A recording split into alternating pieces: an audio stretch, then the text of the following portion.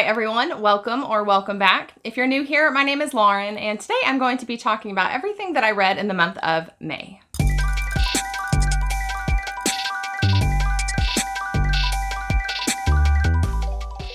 So May was a decent reading month. I completed a grand total of 6 books, and those books added up to a total of 1,484 pages. As far as the ratings went, I had 1 4.5 star, 1 4 star, 2 3.5 stars, and 2 3 stars. So a pretty good cross section of books. 3 of the 6 books that I read were under 200 pages, but it actually worked out pretty nicely to have some shorter books. I feel like I've been in a little bit of a reading slump, so that kind of took some pressure off of me. I didn't really have anything that I would call a new favorite, but by and large, I had a good time reading. So I would call May's reading a success. So I think that is it. Let's just jump right in and talk about everything that I read in May. All right, so I think as usual, I'm going to be starting with the book that I like the least and working my way up to the book that I like the most so we can end on a high note. And the book for me this past month that I liked the least was Synth, Synth #1. This is a short story anthology. It says it's an anthology of dark sci-fi. For me, what I would probably identify this as a collection of short stories that are like weird sci-fi, weird fiction sci-fi with a very strong tech emphasis with each story. It was kind of a mixed bag for me. If you like weird fiction, you may really enjoy this, but I don't think that weird fiction is really my thing, so it was mostly miss than it was hit. I ended up giving this book 3 stars because there were a couple stories in here that I really enjoyed, but there were also a couple that were pretty meh, and one that I actually ended up DNFing. I couldn't stand the way that the writing style for it. This is something that I am going to forget very quickly. There's only one story that I can think of that might stick with me for a while, and it was The Transported by Jeffrey Thomas. But aside from that, most of these stories, they've already left my mind. I don't know if it's a monthly or a yearly publication, and I know that there have been at least a couple of them. I wouldn't pick up the next one. This was just overall not really for me. So I feel like 3 stars is actually pretty generous, but yeah, that's it. That's about all I can say about this one. All right, next up the list, we have The Last Astronaut by David Wellington. This book actually started out for me as a 3.5, but I ended up knocking it down because I realized I am already forgetting what this was about. This is a sci-fi novel and it is a space opera, and a couple of the major tropes of this book include one of sort of this old, sort of jaded commander coming out of retirement to go on one final expedition. It also has a sort of a ragtag bunch of explorers who are ill-equipped to deal with a majorly dangerous predicament. And this is also kind of a first contact story, I guess. I overall really like the concept of it. I'm just a big fan of space operas. They're always a lot of fun for me. However, what I did not like about this book is there was the middle portion of this, probably the middle third of it, really drug. And it also had some incongruencies in it where it takes one character what feels like a week to get somewhere, but then another character, it takes them forever to get to the same spot. So traveling incongruencies, I guess. So that really bothered me. I did like the writing style though, and I like the characters and the overall idea of it. So I would read another book by this author, but this was really a 3-star book for me, mostly because it was pretty forgettable. But nonetheless, if any of that sounds good to you, this may really work for you, especially if you are willing to kind of go for a slow burn sci-fi basically, because this is really what this turns into. So yeah, 3 stars for The Last Astronaut. All right, next up we have Comfort Me with Apples by Catherine Invalente.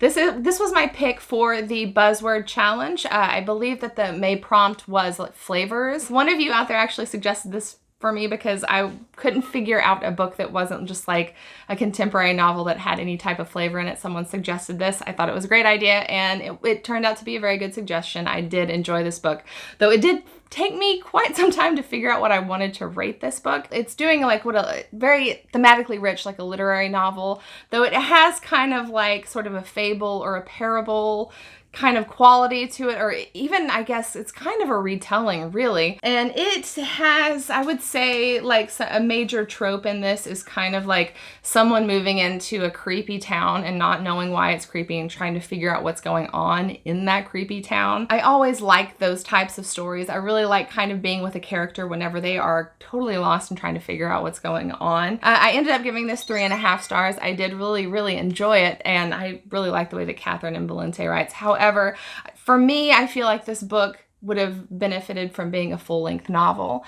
This honestly had some pretty cool, like almost Wayward Pines vibes to it, but it was told so quickly that I don't know, I just would have preferred those sort of suspenseful elements to kind of been like strung out a little bit longer, and for them to have been given like more time and more care, and the characters to become more fully developed. That's just a personal preference. And if I'm being honest, the kind of twist reveal at the end was a little bit of an eye roll for me. I think that this book actually has pretty decent ratings, so it doesn't seem like most people would agree with that, but I would definitely recommend this book if you also are the kind of person who likes a story where you feel the protagonist is pretty lost and you're kind of trying to figure it out with them, and it's a quick read, so take that as you will. All right, next up we have Things from the Flood by Simon Stålenhag. This is the final book in the, what do you call this series? I guess it's just the Tales from the Loop series. This isn't the final, I've been calling this actually the third and final book in the series. This isn't the third book in the series.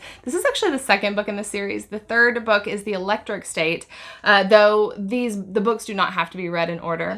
I really enjoyed this book, though I think that this is definitely the weakest of the three as far as both the art style, though the art in here is absolutely stunning. But whenever you're comparing it to the artwork in the other two, this one, it's just not as, I don't think it's as impacting. But nonetheless, I would absolutely kill to own a painting by Simon Stålenhag. But the storytelling also was, I think, the weakest of the three, and a pretty forgettable storyline.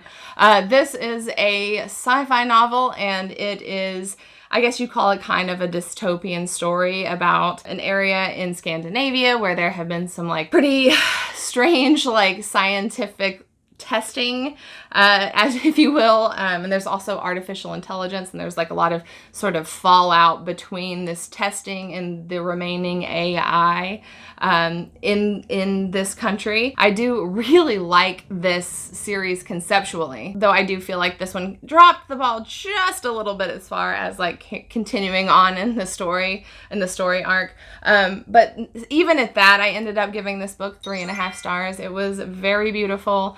The art is just stunning. The idea behind it, I absolutely love. If I hadn't already read the other two and absolutely adored them with every fiber of my being, I might feel differently about this, but it's in a series, so I cannot help but compare it. So if you're interested in reading this series, that is how I feel about it as a whole. Absolutely worth the read, though, all three of them, so I hope that you will pick them up and give them a shot if they sound good to you. All right, and next up the list, we have The Ask and the Answer by Patrick Ness. This is the second book in the Chaos Walking trilogy. This is really, I would say, kind of a mostly sci-fi with kind of an urban fantasy quality whipped into it. These books are set on another planet. I don't know if you'd call this a trope. Surely you'd call this a trope, but a book where people can hear each other's thoughts. It has this sort of very cacophonous quality to it, and the writing style in some places because of that, which I really like. It being the second in the series, I definitely can't reveal too much about it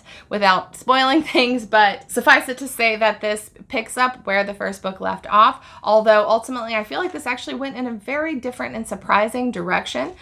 These books, it just felt like very much its own thing, which I really appreciated, actually. It was slow in some parts for sure, but overall I really like this book. Just know, actually, going into the series, both this book and the first book, they ended on cliffhangers, although the series is done, so you won't have to wait around for a next installment to like find out what's going to happen. So there is that. I generally just love the way that Patrick Ness writes. I love his concepts. I love the way he thinks. This was a 4-star book for me. It wasn't perfect because because it did have, as I mentioned a moment ago, some pretty slow patches to it. But other than that, this was a very enjoyable book. Life-changing, no, but will it stick with me? Yes. Will I continue on in the series? Absolutely. And do I recommend it? Yeah, without a doubt. All right, and last but not least, we have The Elementals by Michael McDowell. This was my favorite book that I read in May. This is the author that wrote Blackwater, a book that I read a few months ago, absolutely loved, and had to read another book by him right away. This was the one I picked, and it was a great choice, I have to say. This was actually quite similar in a lot of ways to Blackwater. These are what I would call sort of urban fantasy horror novels, but this one is set on a beach in the summertime. It's about a grieving family going away for a trip to try to sort of heal from the loss that they've experienced. It's also really kind of a ghost story.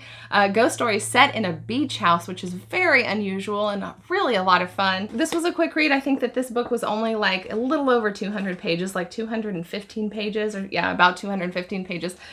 So very easy to get through, but it still had excellent character development. The story was great fun. I actually gave it this 4.5 stars. Like, I really, really liked this book. The only reason I didn't give it 5 stars is because as far as like the ghost or spirit or whatever element, I wish that would have been sort of explained and explored a little bit more thoroughly. But other than that, especially for being such a slender book, this like really set a tone, and really it was very well developed and very atmospheric for like a beach story. Some things about it I think could be quite scary if you are scared easily. Know that going into this. I'm going to absolutely continue reading books by Michael McDowell. I think his writing style is really, really for me. Yeah, so best book that I read in May, and hopefully you will give it a try too. All right, so I think that is going to be it. Those are all of the books that I read in May. I would be very curious to know if you have read any of these and what you thought about them. Also, if you read anything particularly interesting in May, I hope that you will talk to me about it in the comments down below. I am always looking for my next great book recommendation. If you enjoyed this video, I hope that you will like it and possibly subscribe, and I will see you next time. Bye.